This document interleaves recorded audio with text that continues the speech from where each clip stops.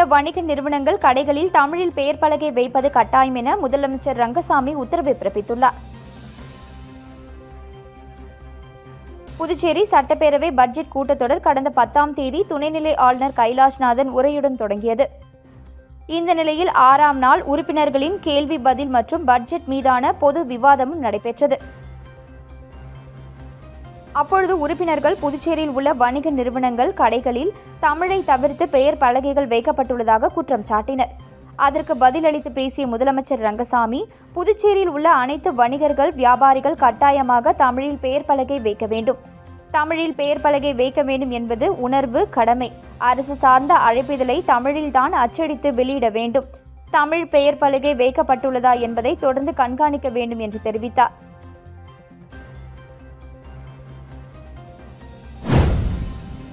புதுச்சேரி வருமான வரித்துறை சார்பில் சம்பளம் பெறும் ஊழியர்களுக்கான விழிப்புணர்வு நிகழ்ச்சி நடைபெற்றது. புதுச்சேரி வருமான வரித்துறை இணை ஆணையர் புதுச்சேரி சரகம் சம்பளம் பெறும் ஊழியர்களுக்கான விழிப்புணர்வு நிகழ்ச்சி புதுச்சேரி கோரிமேட்டில் உள்ள டாக்டர் APJ அப்துல் கலாம் ஆடிட்டோரியத்தில் நடைபெற்றது. கடலூர் வருமான வரி இணை ஆணையர் அன்பழகன் விருந்தினர்களையும் பங்கேற்பாளர்களையும் வரவேற்றார். அறிமுக அமர்வை புதுச்சேரி வருவாய்த்துறை இணை ஆணையர் செல்வி ஆறுமுகம் நடத்தினார். தலைவர் ICAI மற்றும் பிற அலுவலக பணியாளர்கள் இதில் கலந்து கொண்டனர். மேலும் சம்பளம் பெறும் ஊழியர்கள் தொடர்பான வருமான வரி விதிப்பு, விலக்குகள் மற்றும் சேமிப்பு, பழைய மற்றும் புதிய வரி விதிப்பு முறைகளின் ஒப்பீட்டு பகுப்பாய்வு, வருமான வரி விகிதங்கள், அபராதம் மற்றும் வழக்குகள் ஆகியவற்றை புதுச்சேரியின் CA மீனாட்சி சுந்தர் விளக்கி கூறினார். புதுச்சேரி வருமான வரி பயிற்சியாளர்கள் சங்கத்தின் அலுவலக பணியாளர்கள், உறுப்பினர்கள் மற்றும் தொழில் நிறுவனங்களின் அதிகாரிகள் இதில் கலந்து கொண்டு பயனடைந்தனர். சட்டசபைக்கு வராத அரசு அதிகாரிகள் மீது கடும் நடவடிக்கை எடுக்கப்படும் என சபாநாயகர் செல்வம் எச்சரிக்கை விடுத்துள்ளார். புதுச்சேரி சட்டசபை நடக்கும் பொழுது அரசு செயலர்கள், இயக்குநர்கள் கட்டாயம் இருக்க வேண்டும். அமைச்சர்கள் கேட்கும் பதில்களை தர வேண்டும் என ஏற்கனவே உத்தரவிட்டு அனைத்து துறைகளுக்கும் அனுப்பப்பட்டது. ஆனாலும் அரசு செயலர்கள், இயக்குநர்கள் சட்டசபை வளாகத்தில் வரவில்லை. இதேபோல சனி, ஞாயிறுகளில் சட்டசபைக்கு அமைச்சர்கள் வந்தாலும் அதிகாரிகள் வருவதில்லை. இது தொடர்பாக சபாநாயகர் செல்வத்திடம் அமைச்சர்கள் புகார் தெரிவித்தனர். இது தொடர்பாக சபாநாயகர் செல்வம் வெளியிட்டுள்ள அறிக்கையில், சபைக்கு அதிகாரிகள் வர வேண்டும். குறிப்பாக துறை இயக்குநர்கள் பேரவை நடக்கும் பொழுது இங்கு இருக்க வேண்டும். செயலர்கள், இயக்குநர்கள் பதில் தர வேண்டும். இந்த விஷயத்தில் அதிகாரிகளை முதல்வர் கருணையுடன் பலமுறை மன்னித்து விடுகிறார். இனி தண்டனை தரப்படும். இதுவே இறுதி எச்சரிக்கையாகும் என குறிப்பிடப்பட்டுள்ளது. ஆதிதிராவிடர் வரைநிலை மேம்பாட்டு கழகத்தில் பணி நீக்கம் செய்யப்பட்ட ஊழியர்கள் மீண்டும் பணி வழங்க வலியுறுத்தி ஆதிதிராவிடர் நலத்துறை அலுவலகத்தில் தர்ணா போராட்டத்தில் ஈடுபட்டதால் பரபரப்பு ஏற்பட்டது. புதுச்சேரி அரசு ஆதிதிராவிடர் வரைநிலை மேம்பாட்டு கழகத்தில் பணிபுரிந்த அட்டவணை இனத்தை சேர்ந்த 21 நபர்கள் கடந்த சில ஆண்டுகளுக்கு முன்பு பணி நீக்கம் செய்யப்பட்டனர். இது தொடர்பாக அவர்கள் நீதிமன்றத்தில் வழக்கு தொடர்ந்ததை அடுத்து அவர்களுக்கு மீண்டும் பணி வழங்க வேண்டும் என நீதிமன்றம் உத்தரவிட்டும் இதனால் வரை அவர்களுக்கு பணி வழங்கப்படவில்லை என கூறப்படுகிறது. இந்த நிலையில் சுமார் 20க்கும் மேற்பட்ட பணி நீக்கம் செய்யப்பட்ட ஊழியர்கள் மீண்டும் பணி வழங்க வலியுறுத்தி ஆதிதிராவிடர் வரைநிலை மேம்பாட்டு கழக அலுவலகத்தில் தர்ணா போராட்டத்தில் ஈடுபட்டனர். அப்பொழுது நீதிமன்ற தீர்ப்பை மதிக்காத அதிகாரிகளை கண்டித்து கண்டன கோஷங்களை எழுப்பினர். புதுச்சேரியில் அமைப்புசாரா தொழிலாளர்களுக்கு நலவாரியம் அமைக்க வேண்டும். இருசக்கர வாகனங்களை வாடகைக்கு விடுவோர் மீது நடவடிக்கை எடுக்க கோரி ஆட்டோ தொழிலாளர்கள் ஆட்டோக்களுடன் சட்டமன்றத்தை முற்றுகையிட்டு பேரணியில் ஈடுபட்டனர். புதுச்சேரியில் அமைப்புசாரா தொழிலாளர்களுக்கு நலவாரியம் அமைக்க வலியுறுத்தியும் ஆட்டோ ஆன்லைன் செயலியை அரசு உடனடியாக உருவாக்க வேண்டும். அரசு அனுமதி பெறாமல் இயங்கும் இருசக்கர வாகனங்களை வாடகை விடுவோர் மீது நடவடிக்கை எடுக்க கோரி CITU ஆட்டோ தொழிற்சங்கம் சார்பில் ஒரு நாள் ஆட்டோ வேலைநிறுத்த போராட்டம் நடைபெற்றது. அதன் ஒரு பகுதியாக காமராஜர் சிலை அருகே இருந்து சட்டமன்றம் நோக்கி ஆட்டோ பேரணி தொடங்கியது. 100க்கும் மேற்பட்ட ஆட்டோ தொழிலாளர்கள் ஆட்டோக்களுடன் சட்டமன்றத்தை முற்றுகையிட நேரு வீதி, மிஷின் வீதி வழியாக வந்தபோது சட்டப்பேரவை அருகே போலீசார் தடுப்புகளை அமைத்து தடுத்து நிறுத்தினர். இதனைத் தொடர்ந்து பல்வேறு கோரிக்கைகளை வலியுறுத்தி அரசை கண்டித்து ஆட்டோ தொழிலாளர்கள் கோஷங்களை எழுப்பினர். புதுச்சேரியில் நடைபெறும் கிரிக்கெட் போட்டிகளில் உள்ளூர் வீரர்களுக்கு வாய்ப்பு மறுக்கப்படுவது அநீதி என்றும் இது தொடர்பாக சட்டப்பேரவையில் கவன ஈர்ப்பு தீர்மானம் கொண்டுவர வேண்டும் என முதல்வரின் பாராளுமன்ற செயலாளர் MLA ஜான்குமார் வலியுறுத்தியுள்ளார். புதுச்சேரி கிரிக்கெட் சங்கத்திற்கு இந்திய கிரிக்கெட் சங்கம் சார்பில் கடந்த 6 ஆண்டுகளில் நிலம், மைதானம், கட்டுமானம் உள்ளிட்ட பல்வேறு பணிகளுக்காக 100 கோடி ரூபாய் வரை வழங்கப்பட்டுள்ளது. புதுச்சேரி கிரிக்கெட் சங்கத்தின் மைதானங்கள், கட்டுமானங்கள் தனியார் நிலத்தில் கட்டப்பட்டுள்ளதா அல்லது அரசு நிலத்தில் கட்டப்பட்டுள்ளதா என கேள்வி எழுப்பினார். மேலும் 15 ஆண்டுகளில் தேய்மானம் உள்ளிட்ட பல்வேறு காரணங்களால் அந்த இடங்கள் தனியாருக்கு தாரை வார்ப்பதற்கான சூழல் உள்ளதால் அதை அரசு கையகப்படுத்த வேண்டும் என குறிப்பிட்டார். புதுச்சேரியில் நடத்தப்படும் கிரிக்கெட் போட்டிகளில் உள்ளூர் வீரர்களுக்கு வாய்ப்பு மறுக்கப்படுவது அநீதி என்றும், வெளி மாநிலத்தை சேர்ந்த வீரர்களுக்கு புதுச்சேரியில் தங்கியிருப்பது போல் போலியாக ஆதார் கார்டு தயார் செய்து போட்டியில் பங்கேற்க வைத்து முறைகேட்டில் ஈடுபடுவதாக குற்றம் சாட்டினார். போட்டியில் பங்கேற்கும் வீரர்களுக்கு ஆண்டுக்கு 20 முதல் 25 கோடி வரை வழங்கப்படும் சம்பளம் வெளி மாநில வீரர்களால் வேறு மாநிலத்திற்கு செல்கிறது என்றும், புதுச்சேரியை சேர்ந்த வீரர்கள் பங்கேற்றால் அந்த பணம் புதுவை அரசுக்கு வருவாயாக மாறும் என குறிப்பிட்டார்.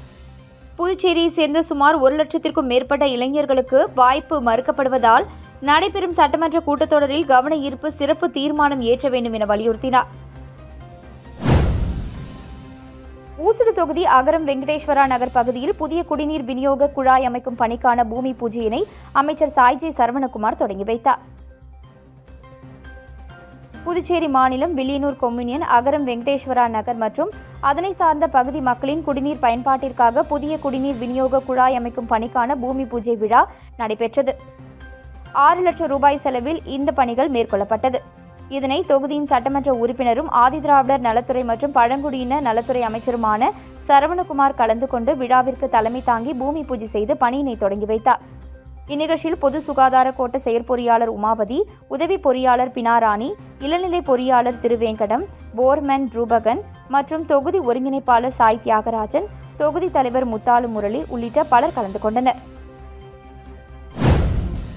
கின்ன சாதனையாளரும் அசிஸ் வேர்ல்ட் ரெக்கார்ட் நிறுவனருமான ராஜேந்திரனின் தனிநபர் ஓவிய கண்காட்சியை சட்டமன்ற உறுப்பினர் ரமேஷ் பரமபத் பார்வையிட்டு பாராட்டினார். அசிஸ் வேர்ல்ட் ரெக்கார்ட் நிறுவனரும் கின்ன சாதனையாளருமான ராஜேந்திரனின் தனிநபர் ஓவிய கண்காட்சி அலையன்ஸ் பிரான்சிஸில் உள்ள கலைக்கூடத்தில் கடந்த 7ஆம் தேதி தொடங்கியது. விஸ்பர்ஸ் ஆஃப் புதுச்சேரி என்ற தலைப்பில் 10 நாட்கள் நடைபெறும் கண்காட்சியை முதலமைச்சர் ரங்கசாமி தொடங்கி வைத்தார். இந்த நிலையில் மாகி சட்டமன்ற உறுப்பினர் ரமேஷ் பரமபத் சிறப்பு அழைப்பாளராக கலந்து கொண்டு ஓவிய கண்காட்சியை பார்வையிட்டு ராஜேந்திரனை வெகுவாக பாராட்டினார். இந்நிகழ்ச்சியில் அலையன்ஸ் பிரான்சிஸ் இயக்குநர் லாரன் ஜெலிகோ, பாரதியார் பல்கலைக்கூட தலைமை ஒருங்கிணைப்பாளர் பிரபாகரன், ராகுல் காந்தி தேசிய பேரவைத் தலைவர் ஆரி சேகர், அலையன்ஸ் பிரான்சிஸில் கலாச்சார ஒருங்கிணைப்பாளர் அருணோ, சென்டாக் பெற்றோர் மாணவர் சங்க தலைவர் நாராயணசாமி, சமூக சேவகர் ஓம் சக்தி ரமேஷ், கலைமாமணி ஓவியர் முனுசாமி உட்பட பலர் உடனிருந்தனர். புதுச்சேரியில் புனரமைத்து கட்டி முடிக்கப்பட்ட புதிய பேருந்து நிலையத்தை திறக்காமல் அலட்சியம் செய்து வரும் புதுச்சேரி அரசை கண்டித்து அதிமுக சார்பில் கண்டன ஆர்ப்பாட்டம் நடத்துவது என உள்ளிட்ட பல்வேறு தீர்மானங்கள் அதிமுக நிர்வாகிகள் கூட்டத்தில் நிறைவேற்றப்பட்டது. புதுச்சேரி மாநில அதிமுக சார்பில் மாநில கழக செயலாளர் அன்பழகன் தலைமையில் உப்பளத்தில் உள்ள தலைமை அலுவலகத்தில் மாநில கழக நிர்வாகிகளுடனான ஆலோசனை கூட்டம் நடைபெற்றது. இந்த ஆலோசனை கூட்டத்தில் நடைபெறும் சட்டமன்ற கூட்டத்தொடரில் மறைந்த ஜெயலலிதாவிற்கு திருவுருவ சிலையும், முக்கியத்துவம் வாய்ந்த சாலை அல்லது அரசு கட்டிடத்திற்கு ஜெயலலிதாவின் பெயர் சூட்ட வேண்டும் என கோரிக்கை வைத்த சுயேட்சை சட்டமன்ற உறுப்பினர் நேருவுக்கு பாராட்டு தெரிவிப்பது, புதுச்சேரியில் புதிய பேருந்து நிலையம் புனரமைத்து கட்டி முடிக்கப்பட்டும் திறக்காமல் காலம் தாழ்த்தி வரும் அரசை கண்டித்து அதிமுக சார்பில் ஆர்ப்பாட்டம் நடத்துவது உள்ளிட்ட தீர்மானங்கள் நிறைவேற்றப்பட்டது.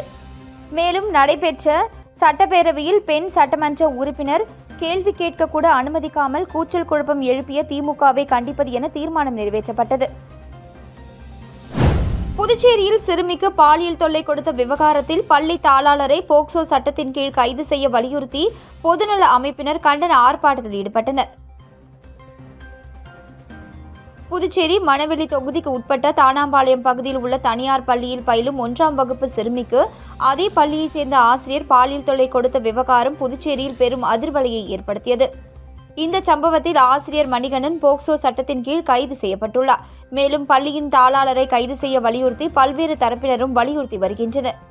இந்த நிலையில் குடிமை சமூகங்கள் மற்றும் இயக்கங்களின் கூட்டமைப்பு சார்பில் பள்ளி தாளாளரை போக்சோ சட்டத்தின் கீழ் கைது செய்ய வேண்டும், இந்த வழக்கை பெண் IPS அதிகாரி தலைமையில் விசாரணைக்கு உத்தரவிட வேண்டும் உள்ளிட்ட பல்வேறு கோரிக்கைகளை வலியுறுத்தி சுதேசி மில் அருகே கண்டன ஆர்ப்பாட்டத்தில் ஈடுபட்டனர்.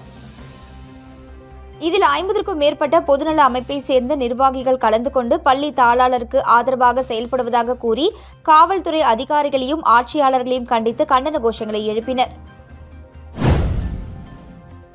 அகில இந்திய மஜ்லிஸ் கட்சியின் சார்பில் நடைபெற்ற இப்தார் நோன்பு திறக்கும் நிகழ்ச்சியில் சட்டமன்ற உறுப்பினர்கள் நேரு, அனிஃபால் கென்னடி ஆகியோர் கலந்து கொண்டனர். அகில இந்திய மஜ்லிஸ் கட்சியின் சார்பில் இப்தார் நோன்பு திறக்கும் நிகழ்ச்சி கோட்டுக்குப்பம் பகுதியில் நடைபெற்றது.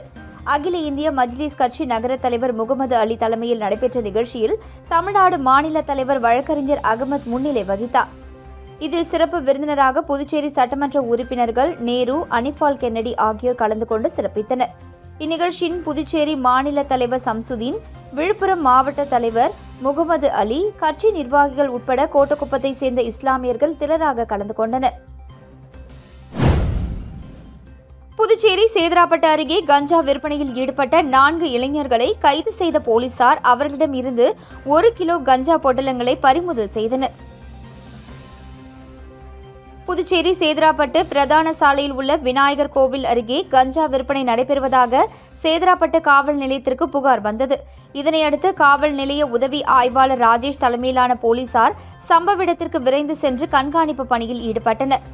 அப்பொழுது சந்தேகப்படும்படியாக நின்றிருந்த 4 இளைஞர்களை பிடித்து சோதனை செய்ததில் அவர்கள் கஞ்சா பொட்டலங்களை மறைத்து வைத்திருந்தது தெரியவந்தது. இதையடுத்து அவர்களை காவல் நிலையம் அழைத்து சென்று விசாரணை மேற்கொண்டதில் விழுப்புரம் மாவட்டம் பள்ளி நெல்லியனூரை சேர்ந்த ஜெயகாந்தன், ராஜ்குமார், ராகதேவன் மற்றும் வானூர் கொண்டிமேடு பகுதியைச் சேர்ந்த சந்துரு என்பதும் பள்ளி மற்றும் கல்லூரி மாணவர்களுக்கு கஞ்சா விற்பனை செய்ததும் தெரியவந்தது. இதனையடுத்து 4 பேர் மீதும் வழக்கு பதிவு செய்த போலீசார் அவர்களிடமிருந்து சுமார் 1 கிலோ கஞ்சா பொட்டலங்களை பறிமுதல் செய்தனர். பின்னர் நீதிமன்றத்தில் ஆஜர்படுத்தி காலாப்பட்டு மத்திய சிறையில் அடைத்தனர்.